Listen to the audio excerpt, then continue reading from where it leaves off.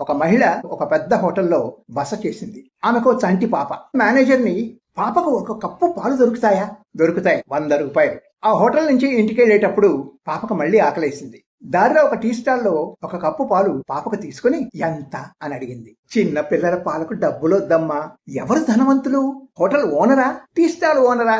నిజంగా పేదవాళ్ళు ఎవరు? ఇంకో ఉదాహరణ చూద్దామా?